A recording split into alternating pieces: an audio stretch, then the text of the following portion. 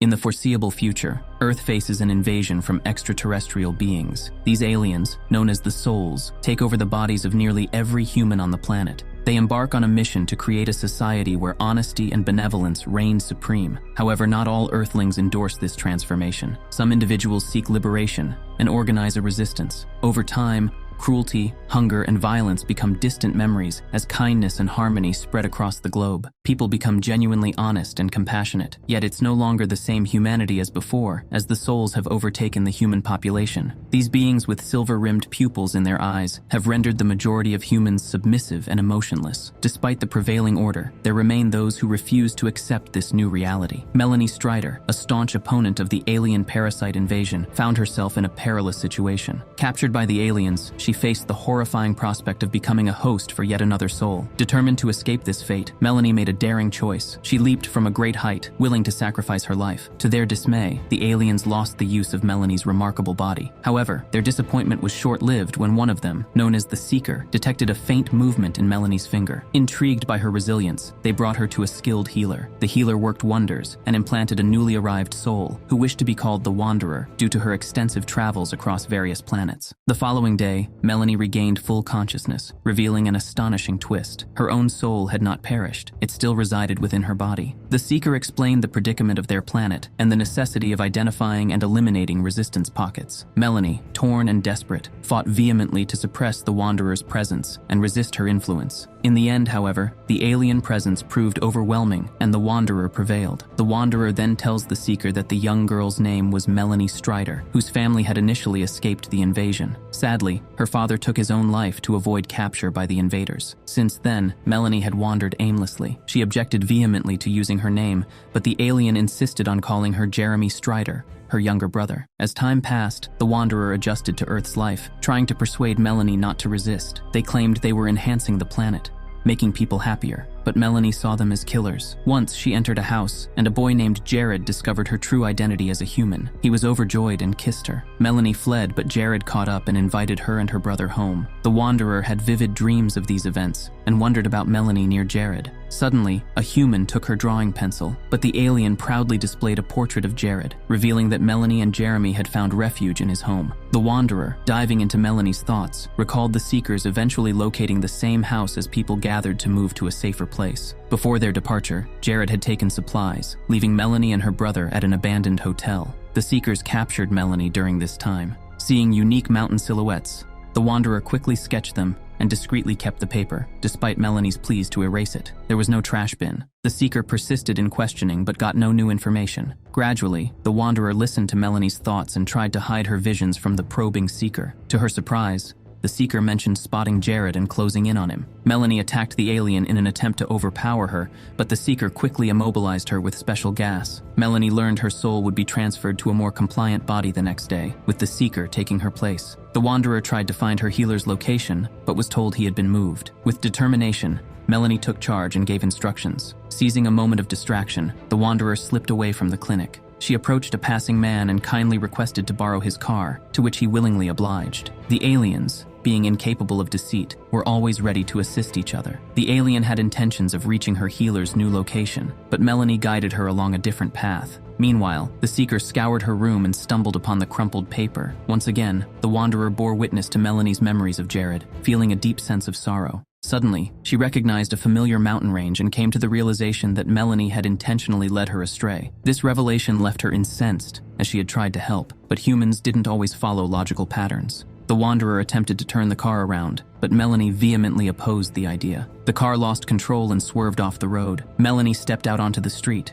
and ordered the Wanderer to leave the area promptly, as their pursuers would soon come looking for her. Meanwhile, the Seeker made a significant discovery regarding the mountains depicted in the drawing as the girl walked through the desert. Her strength waned as the Seeker discovered her wrecked car. However, a stroke of luck came as the girl's uncle found her. He offered her water, but when she opened her eyes, the people immediately sensed that she wasn't human. One of the men prepared to end her life, and even her aunt slapped her. Yet her uncle stepped in, rescuing her and taking her to safety, despite the objections of the others. They found refuge in caves where many survivors sought shelter. Melanie saw Jared, but he recoiled, striking her, unable to accept the alien in his beloved's body. However, her brother defended her. They took the weakened Melanie to an underground chamber, guarded. Melanie, aware Earthlings couldn't understand their shared body and likely faced death, apologized. A group of boys arrived to handle the perceived threat she posed, potentially leading the Seekers to them. As they almost strangled her, a gunshot rang out, and Uncle Jeb intervened. He warned them the girl was under his protection and he'd shoot anyone who touched her. Alien contact was unprecedented, and he aimed to solve the mystery. Meanwhile, the aliens abandoned their search, except for the relentless Seeker. At this moment, Jeremy approached the girl, inquiring about Melanie. However, she revealed little, offering only her name. Jared drives away with the boy, but unexpectedly, Ian O'Shea, who believed that people should remain human, sided with the Wanderer. Later, Uncle Jeb took the Wanderer on a tour of the underground, a remarkable place hidden completely from the outside world. He had overheard their conversation with Jeremy and suggested shortening her name to Wanda. The settlers sourced their energy from the sun, water, and a dormant volcano. Jeb showed Wanda a perilous area where the water disappeared underground, cautioning her to be careful when taking a bath. Meanwhile, the boys prepared for a dangerous journey to the city, unaware that the Seeker had called for a helicopter and was flying over the mountain ridge. Uncle Jeb revealed a unique field of wheat that ripened thanks to a system of mirrors that delivered sunlight underground. Jeb couldn't quite grasp Wanda's intentions and believed that people wouldn't give up without a fight, especially Melanie. The man pondered deeply, and he wasn't the only one, as Jeremy had been observing them all along. But at that moment, the roar of the helicopter engine echoed, and Jeb rushed to shut off the mirror systems. Everyone, including Wanda, rushed to assist. The Seeker glimpsed something briefly, but it vanished quickly, and the pilot assured that there was no one below. The helicopter flew away, yet the people remained convinced that the aliens would return. Jeb trusted Jeremy to guard Wanda, but the boy had different plans. He led her to a cave to admire the stars, which were actually fireflies, easily frightened by noise. Jeremy frequented this spot when he missed the open sky. Curiosity got the better of him, and he asked Wanda about Melanie's fate. She admitted it, but begged him to keep it secret for now. Meanwhile, the team sent to the city loaded their cars with supplies and started the journey back. Jeb invited everyone to help with the harvest, but Melanie noticed Ian showing interest in her. She asked Wanda not to be distracted by him, but he offered Melanie water and showed signs of attention. Unexpectedly, Jeremy accidentally injured himself with a sickle, and a helicopter appeared. People hurriedly closed the mirrors to hide from the Seeker's view, but they had already spotted the cars on the road and intercepted one supply group. During the chase, two boys steered their truck into concrete blocks,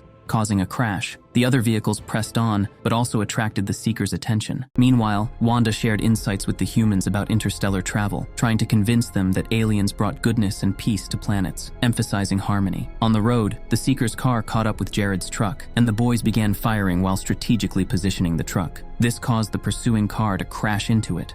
In the collision, the Seeker inadvertently took the life of another soul, leading the rest of them to halt their search. Meanwhile, Wanda revealed a surprising fact. She was over 1,000 years old. Despite having traveled to many places, she found Earth to be the most beautiful. However, the returning boys once again attempted to harm the alien. Jeremy let slip that Melanie was still inside and could feel everything. Jeb expressed his belief in this too, and Jared left. Ian, on the other hand, offered Wanda a place to stay in his room under the condition that he would protect her. He professed his faith in her, and she admitted that coexisting in the same body had its challenges. That night, Jared dreamt of Melanie and went to Ian's room, desperately wanting to believe that Melanie was still there. Wanda was afraid to admit it, but when he kissed her and she slapped him, he became convinced that Melanie was indeed still present. Later, the girl escaped to the underground river, where Kyle found her and attempted to kill the detested alien. In a moment of desperation, Wanda pushed him into the water but grabbed his hand at the last instant and called for help. They received assistance, and although she didn't confess to what had truly happened, Jeb understood it and ordered Kyle not even to look in her direction. Subsequently,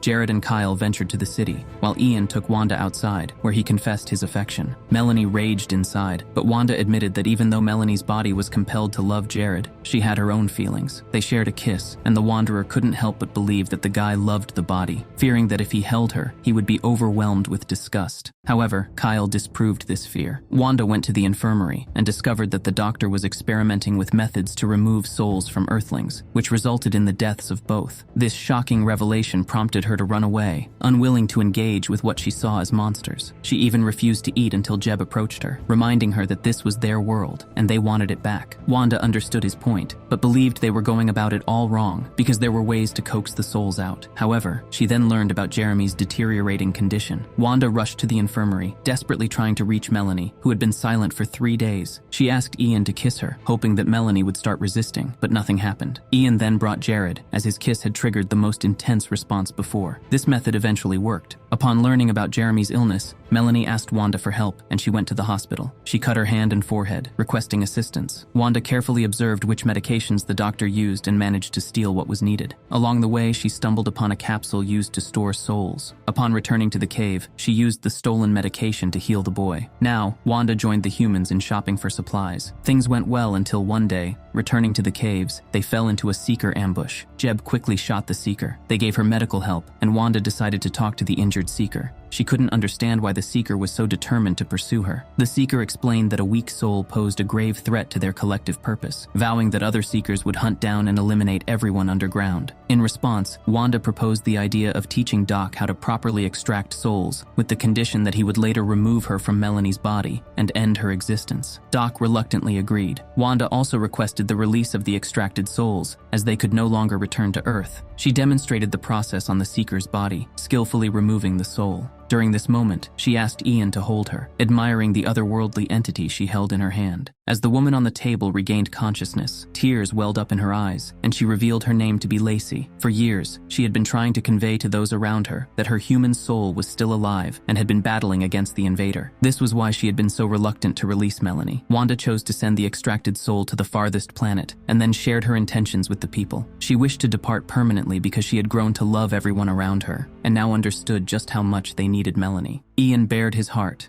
confessing his love to Wanda. She playfully teased that Melanie had left just so she could kiss him goodbye. Later, she opened up to Doc, expressing her weariness from the many lives she had lived. Leaving everyone behind was too painful. She confessed her love for Melanie, referring to her as a sister. Melanie, in return, called her the purest soul in the entire universe. Time passed, and one day, Wanda heard her name. She opened her eyes to find familiar faces around her, including Melanie. It turned out that humans had learned how to extract souls, but sometimes human bodies didn't come back to life. They had placed her soul into such a body, saving it from physical death. Now, with her own body, Wanda could be with Ian, while Melanie reunited with Jared. Several months later, Wanda, Melanie, Ian, and Jared were taken captive. Just when it seemed like there was no way out, they realized they were detained by humans, including a seeker, who, like Wanda, had joined the human side.